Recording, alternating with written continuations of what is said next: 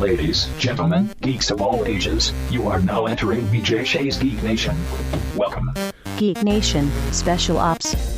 It is Geek Nation Special Ops. That's SPOPS, the secret code name. Not so secret anymore, I don't think. My name is Brandon Jerwa. Seated across the bar from me, as always, is Mark Ronner. Let's talk about something fun. Let's switch gears. Movies? Can we talk about movies? Right. Please? So let's get to the Cedar Ridge guys, and then we'll talk to the Scarecrow guys. We have John Portanova and Jeremy Berg, and you may remember them. And if you don't, get your life together. From a previous episode of the lesser Geek Nation show. Is it okay, Rev, is it the lesser? Continue! Okay. My God. The people like a show. Come on. Anyway, they brought to us, they didn't bring it to us, we found out about it and asked them to come in, a film called Cedar Ridge. And they were an independent film, on their merry way, and they left here and we didn't really think about them again. And then all of a sudden it became a thing, Cedar Ridge, and it is now called The Invoking. And you guys are successful, and we figured we'd get you in here and suck up while we still can. Well, yeah, thanks for having us back. We, had a great time on the lesser show, and we're very happy to be here for the good show. I like these guys. You're keepers. So tell us a little bit about the movie, what you do with it. Obviously, there's an episode they can refer to, but for anybody who's new here, just catch them up a little bit on Cedar Ridge. All right. Well, Cedar Ridge, which has now been acquired and retitled The Invoking, is a independent horror film that Jeremy directed and I produced, and we both wrote the script. And our friend Matt as well helped us produce it. Collectively, we're known as the October People, and this was like our first project to kind of show the world what we can do. And we made it for very little money, but people seem to like it. It's a suspense thriller about a girl who's, she kind of realizes things about her past. And maybe she's going crazy, maybe not, but people die and you have fun. Okay.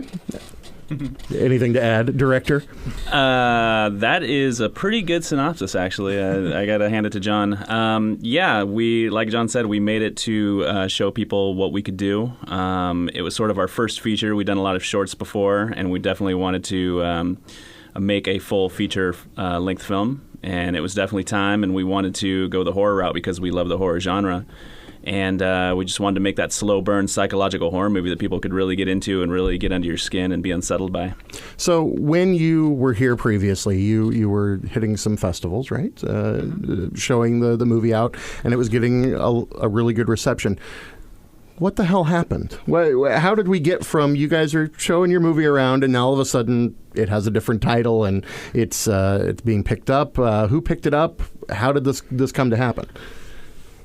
Well, that's pretty interesting. We had a connection with a guy in Los Angeles. Can I say his name?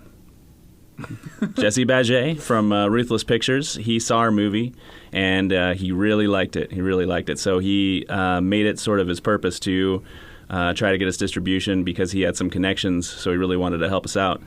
So he was showing it around to some different distributors in LA, and they were definitely getting excited. I think it helps that a certain movie came out recently as well. Is that right, John? Yeah, when you're shopping a movie around, it's really slow burn. It's a lot of suspense. Maybe it's not a blood and gore horror movie that people usually go out in droves to see. And then another movie comes out that does like $40 million its opening weekend that is also a slow burn. You're referring to Smurfs 2. Exactly, yes. Right. No, definitely. There was a little movie called The Conjuring, which did gangbusters opening weekend, and that was like literally the same time that Ruthless was kind of like shopping the movie around, and suddenly distributors saw like, oh, okay, well, I guess we can make some money with a nice slow burn movie, even if it's low budget, doesn't have that many stars. And no nudity. Yep, and no nudity, unfortunately. I don't want to just zero in on the no nudity, but that was a salient feature of The Conjuring and of your movie. And if there's a director's cut that comes out, I don't have to finish the sentence. Go ahead.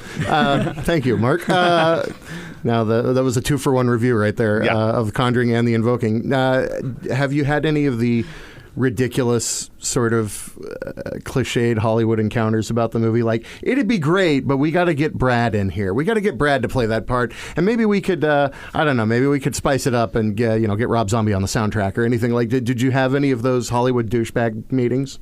If Rob Zombie wants to be on our soundtrack, that's fine. We'll take that call. That's all very well and good. No, I love our music, actually, so I wouldn't want to do that. But, yeah, I guess, I mean, just the fact that they were looking at our movie and the distributors were really liking our film, but at the same time, they were a little tentative about, how are we going to market this? Because, when it comes to distributors, it's all about that game. How do we get this in front of people? How do we make them excited about it? And they were trying to figure that out. And just the fact that The Conjuring hit at that certain time, and all of a sudden, everybody gets excited because they see that and they want to get a piece of that pie. And so that's when they knew, like, oh, okay, that's the sort of the film in a sense. I mean, that's what people are into right now. So we can really take Cedar Ridge and we can run with it, and we feel confident in audiences right now that they'll respond to that. But that was the one thing that we had to do was change the title. Which we were okay with. The Invoking wasn't our idea, but ultimately it's going to be great for the movie to get out there and have a ton of people see it. So we're pretty happy about it. I got to ask you then. So is this a really specifically cynical marketing ploy like Pacific Rim and Atlantic Rim? I don't think it's quite that bad. The people that we're talking to weren't the Asylum necessarily for the retitle. But no, I think what it really was is they saw that we had a film that was similar in style, but also it was completed. Like, that's one thing. Now that...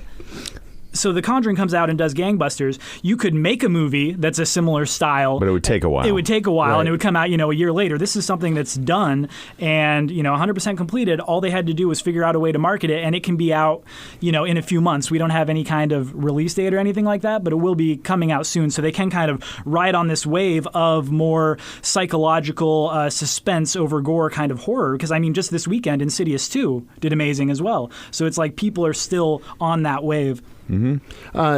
Are there going to be any changes? Are they going to soup up the opening titles, or is there going to be a song by Celine Dion over the end credits, or like? Man, you're full of good ideas. I need to brainstorm with you. Yeah, none of these not how are free. I thought that sentence was going to end. No real changes actually. That we were pretty happy with the fact that they didn't want to edit anything or do their own cut. Obviously, there will be changes as far as the marketing is concerned. They're going to do their own posters, change their trailer up, which I really like the trailer that we had. It was a great suspenseful trailer, and I still think people should check that out. But I'm also curious to see what they come up with. I think it'll be really cool. Mainly, it's just changing the title, getting that in there, getting Ruthless Pictures involved as one of the producers. And that's pretty much it. Otherwise, The Invoking is Cedar Ridge that you've seen before. But it's also going to have a ton of extra features on the DVD, too, because we definitely spent some time putting together interviews. We just finished cutting a documentary that's about, an hour and 14 minutes. We have a couple commentaries. So they let us sort of run wild with that, and we were really excited because I think the DVD is going to be a really nice package. Are you hoping that the documentary will be picked up and retitled at some point, or just no? We are, of course, you being members of the extended family, we're very proud of your success, kids. Are you real quick? Are you rich now? Oh, stinking rich. Yeah. Well, I got the stinking, but the rich. Are you rich? It's very close quarters. It's warm in here, folks. It's not their fault. It was tough to come here today and pull myself away from my piles of money. Yeah, were you Scrooge McDucking it? Just no pants, diving into the gold coins? Yeah. It was Coke. Now, before we let them go, I just want to recap. When can people see this? Do you have a website, Facebook page, Twitter feed? Run it all down, will you? Yeah, well, right now we're still finishing up our film festival circuit. We're actually going to be playing at the Tacoma Film Fest on October 4th. That's a Friday at 8:45 p.m. at the Grand Cinema. And from there, we still have a bunch of festivals left to hear back from. And we have a home video deal set up, but we aren't ready to announce who that is with yet or when the release date is. But that should be coming in the next few months. As far as social media, you can find us on Twitter at October_people. And on Facebook, you can look up Cedar Ridge. Unfortunately, it's looking like our Facebook page, they're not going to let us retitle it. So we're figuring out what to do with that. We've sent in a few requests to the heads up at Facebook, and they don't More like fascist book. Exactly. They don't seem to care that our movie is now a different name. All right, and that's Sader, Sader Ridge, for those of you playing along at home. That's not Seder like the Jewish. No, or not like Satyr either. Well, no. Now I know. Yeah, he just saw the movie without looking at the actual title, so he misunderstood. I thought what it he was getting all into. about like Jews having dinner. Yeah. Oh, by the way, is our Cedar Ridge screener copy, is that going to be worth money, do you think? Oh, absolutely. Oh. Without a doubt, yeah, it's going to be like the original DVD of Little Shop of Horrors. You're going to get like hundreds of dollars for that on eBay. Wow. Yes. All right. I'd wait a few years though. I'll sell that with my original pressing of Tron, which I also Sell it own. instead of your plasma. Oh, no, they won't take my plasma, but I can't talk about that on the air. Anyway, once again, John Portanova, Jeremy Berg, congratulations on all your success. Are you making another movie? Yes, we're actually in pre-production right now on our next film. It's going to be called Valley of the Sasquatch, and it's going to take a lot of the suspense and mood-building elements that we did in Cedar Ridge and turn that into a monster movie. Do you have parts in this movie for an extraordinarily handsome 40-ish man and a horrible troll-like sidekick? Well, like Cedar Ridge, or it's the Invoking now. It's so hard jumping back and forth between the names. Yeah, we get it. It's so hard being successful. Yeah. Shake it off. It's a small cast. It's really a character piece. But, you guys are welcome to audition. I can't guarantee anything. But I'm not doing this again. We can laugh at your audition tape later for sure. I think we just kind of got blown off. I don't audition. I'm like Tim Roth. You either hire me or you don't. I feel like they're going to go with don't then. Yeah, okay. All right. All right. Well, thanks again, Jeremy and John, and check them out on all those things they mentioned. And we'll keep you posted about the Tacoma screening on the Facebook page. But that's it. We're not going to carry you any further than this.